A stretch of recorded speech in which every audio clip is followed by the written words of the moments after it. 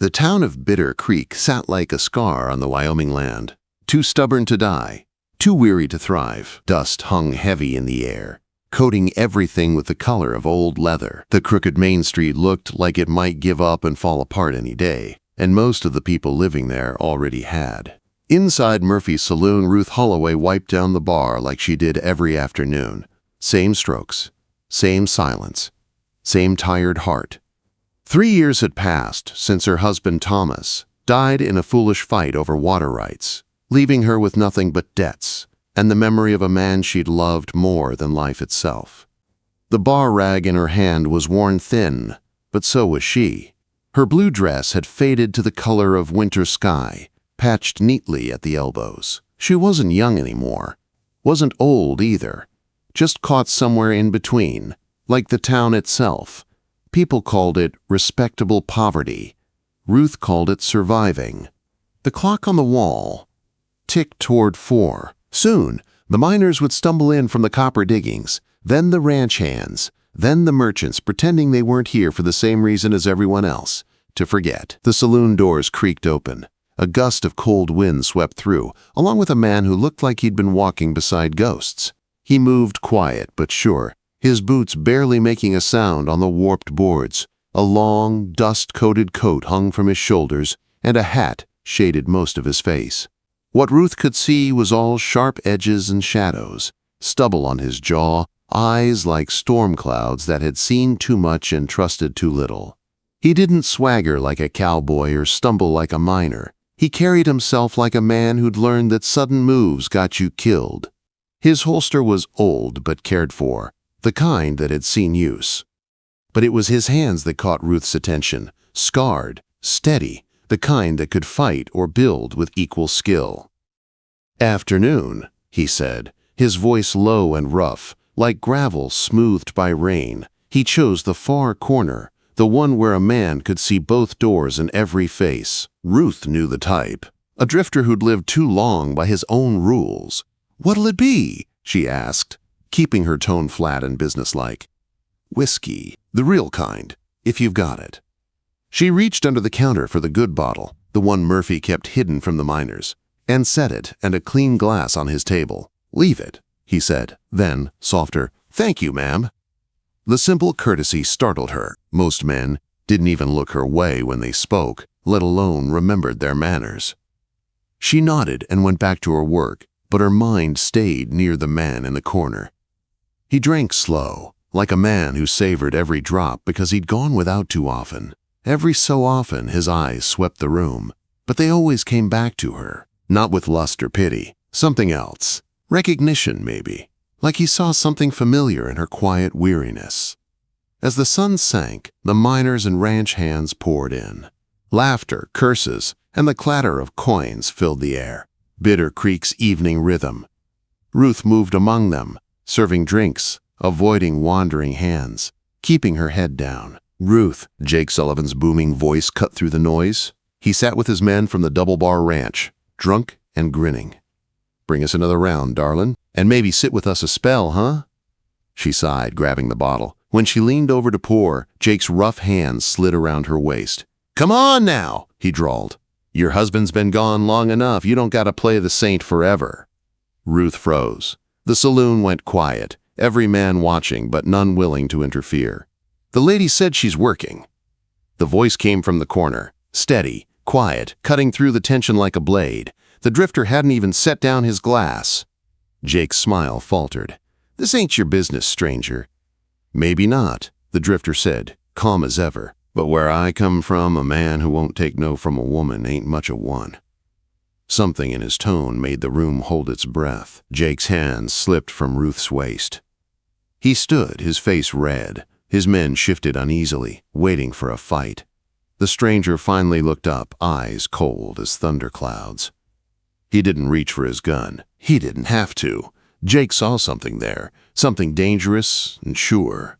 Whatever he saw made him take a step back. "Come on, boys," he muttered. "This place stinks anyway." They left in a rush of boots and curses. When the doors swung shut, Ruth realized she was shaking. "You didn't have to do that," she said softly. "Maybe I did." He met her eyes fully for the first time, And Ruth felt seen in a way she hadn't since Thomas died. Some things a man can't just watch happen. He turned back to his drink like nothing had changed. But something had. Everyone in Bitter Creek felt it. By morning, the story would spread. About the drifter who'd stood up to Jake Sullivan over the Widow Holloway. Folks would whisper. Some with respect. Some with suspicion. But Ruth knew one thing for sure. The moment he spoke, something in her world had shifted, like a door she thought was locked forever had quietly opened. When she arrived at the saloon the next day, the man was already there, sitting on the steps carving a small piece of wood with slow, careful strokes. The sunrise painted the sky pink and gold, softening even Bitter Creek's rough edges. "Doesn't open for another hour," she said, holding up the key. "I know." He didn't look up. "Figured I'd walk you in after yesterday." Ruth hesitated. No one had offered to walk her anywhere in years. She unlocked the door and stepped inside, the man following a respectful distance behind. "You want coffee?" she asked finally, "if it's no trouble." She almost smiled. Everything in her life was trouble. Coffee was the easy part. When she handed him the cup, she asked, "You got a name?" He took a sip before answering. "Most folks call me Caleb." "Caleb," she repeated, the name fitting him somehow. "You planning to stay long?" He looked at her over the rim of the cup, those storm-gray eyes unreadable.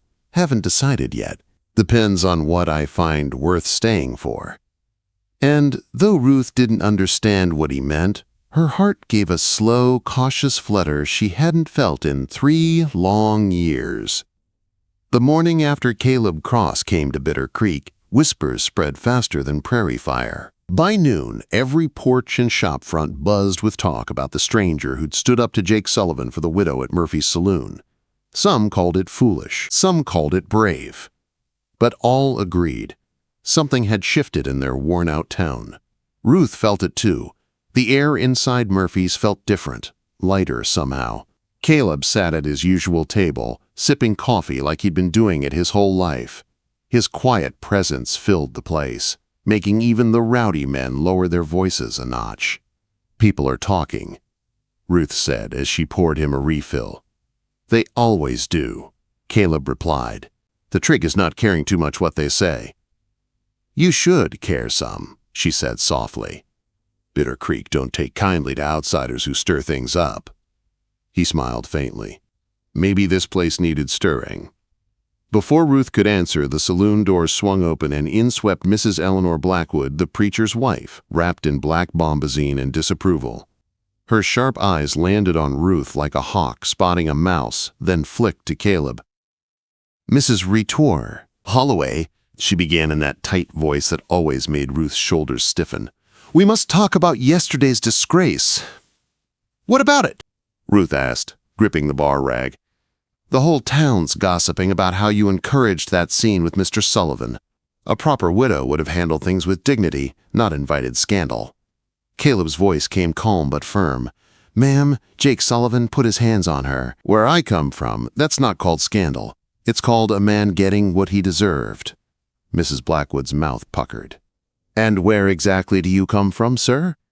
"Places where men are taught to keep their hands to themselves," he said, his tone even, but with steel beneath. "And where women don't get blamed for other people's bad behavior."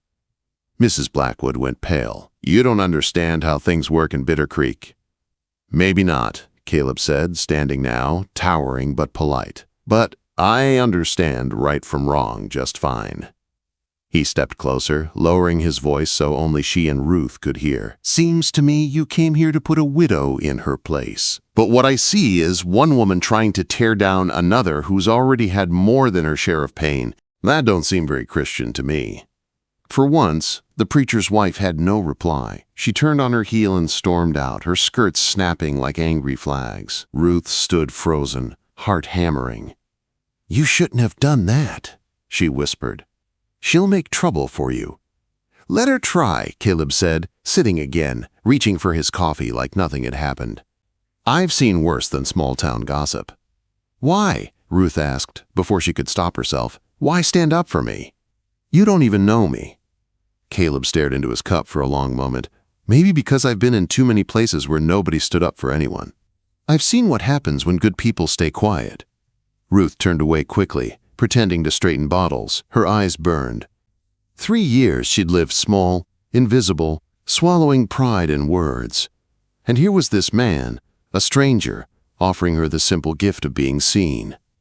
By late afternoon, word had spread again. Caleb Cross had put the preacher's wife in her place. Some folks were angry. Others were quietly cheering. Ruth noticed something else, though. The way people started looking her in the eye when they spoke, like she'd gained back a piece of the respect she'd lost when Thomas died. It was almost dusk when the saloon doors burst open and young Sam Cooper stumbled in, his face streaked with dirt and tears. "Mrs. Ruth," he gasped. "It's Sarah." She fell down the old mine shaft. Pa's trying to get her out, but the rope ain't long enough. Before Ruth could move, Caleb was already on his feet. "Where?" "The Colton claim, 2 miles north." Caleb grabbed his coat and gun belt. "Get the doctor," he told Ruth. "Bring whoever can help." Then to Sam, "Show me." They ran into the dying light, the boy's small boots kicking up dust beside Caleb's long strides. Ruth wasted no time. She snatched her shawl, found Dr. Haskins, and half the town followed them out to the old mine. By the time they arrived, Caleb had already set up a makeshift pulley using the remains of an old frame. He was tying a second rope around his chest, preparing to go down. "She's caught on a ledge about 20 feet, he said, his voice steady. "I can hear her crying, but that shaft's ready to collapse any minute." "You can't go down there," someone warned. "It'll bury you both." Caleb just looked up, eyes cold and calm. "Then we best hurry." He gave Ruth a quick glance, a silent understanding that needed no words, and then disappeared into the black mouth of the shaft. Ruth held her breath, clutching her shawl so tight her knuckles went white. The rope creaked, men strained, and the sound of small sobs echoed up from the dark. Then, at last, Caleb's voice, hoarse but clear. "Pull us up!" The men heaved, faces red with effort, until Caleb's head appeared, followed by the limp form of little Sarah Cooper clutched against his chest. "She's alive," Dr. Haskins said, dropping to his knees. The crowd erupted in relieved shouts and prayers. Caleb set the girl gently into her mother's arms, then stepped back as the family broke into sobs and gratitude. His shirt was torn, his hands bleeding, but he was already retrieving his coat. Mrs. Cooper rushed to him. "How can we ever thank you?" "You just did," he said simply. "Take care of her." But as he turned to go, Ruth saw what others didn't. The way his shoulders trembled slightly, the weariness that came from carrying too many ghosts. That night, when he returned to the saloon, Ruth was there alone.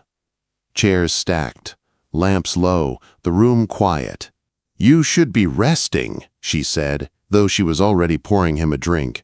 "I just wanted to make sure you got back safe," he said, downing the whiskey in one swallow. "Seems like you're the one who needs looking after." He gave a tired half smile. "Had worse."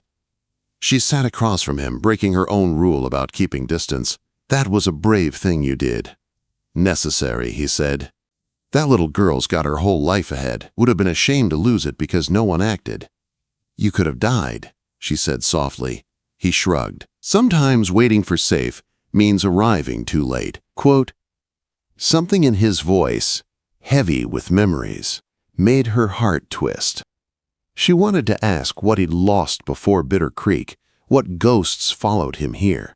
But she didn't. Some pain had no name. "They'll see you different now," she said instead. "The town." He looked at her, one eyebrow raised. "And what am I now?" "I don't know," Ruth said. "But maybe you're the kind of man this place forgot it needed." For a moment, neither spoke. The saloon felt small, like the rest of the world had gone silent. "Dangerous thing," Caleb murmured finally. "Being needed. Makes it harder to leave when the time comes. Maybe that's not such a bad thing." He looked at her for a long moment, eyes softening just a fraction. "Good night, Ruth." When he left, she stood staring at the door long after it shut behind him. Somewhere between that first whiskey and that last glance, she realized the truth she'd been too afraid to admit. Caleb Cross had already begun to change her life. just by showing her what decency looked like again. Autumn came to Bitter Creek, slow and dusty, painting the hills gold and red, and with it came quiet changes nobody could quite explain. The schoolhouse roof got mended. The Chen family's laundry got a new sign. Martha Williams finally had her porch repaired. Everywhere you looked, something was being fixed, and every nail, every board, every fence post seemed to have Caleb Cross's rough hands behind it. He never asked for money, never talked about why he helped, just did.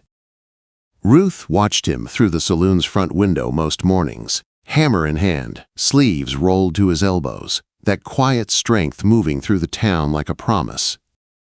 People noticed. The same men who once eyed him with suspicion now nodded when he passed. Children waved. Even the women who whispered about the widow Holloway and her drifter began to lower their voices when Ruth walked by. But peace never lasted long in the West. One October morning, Ruth arrived at the saloon to find a crowd outside the bank. A woman sat crying on a wagon bench, 3 children clinging to her skirts. It was Margaret Henley, another widow, like Ruth once was. "Please," Margaret was saying to Mayor Donovan, "just another week. The harvest money's coming." The mayor's tone was firm but hollow. "The bank's patience has its limits. You've had 3 months, Mrs. Henley." Ruth stepped closer, heart tightening. She'd seen this scene before, a woman losing everything because a man with a title couldn't see past a ledger. But before she could speak, a familiar voice broke through the murmurs. "How much?" Caleb asked, stepping from the crowd, coat still dusty from morning work. "This isn't your concern, Cross," the mayor said sharply. "Maybe not," Caleb replied evenly, "but I asked a question." $47 in interest. Caleb reached into his coat and pulled out a leather pouch. "Here," he counted the bills slowly, the crowd whispering. "That covers it." Margaret gasped. "I can't let you do that. You don't even know me." "I know you've got 3 children who need a roof over their heads." Caleb handed the money to the mayor. "That's enough." The crowd went still. $47 was months of wages. To hand it over so easily was the kind of thing folks didn't forget. But the mayor wasn't finished. "She needs work, not handouts." Ruth's voice cut through before she even realized she was speaking. "Then give her a job." "The school needs a teacher since Miss Patterson left. Margaret's educated. She could do it." The preacher's wife, Mrs. Blackwood, appeared like a storm cloud. "A woman teaching school? What sort of example is that?" "A good one," Ruth said, her voice steady now. "She's got more learning and decency than half the men in this town. Let her teach." The argument grew hot. Men shouted, women gasped. But Caleb stood silent beside Ruth, his calm presence like a wall behind her. When the noise finally broke, it was Martha Williams who spoke up, her cane striking the ground. "The Holloway woman's right. My grandson can't read his own name. Let the widow teach him if she can." The tide turned.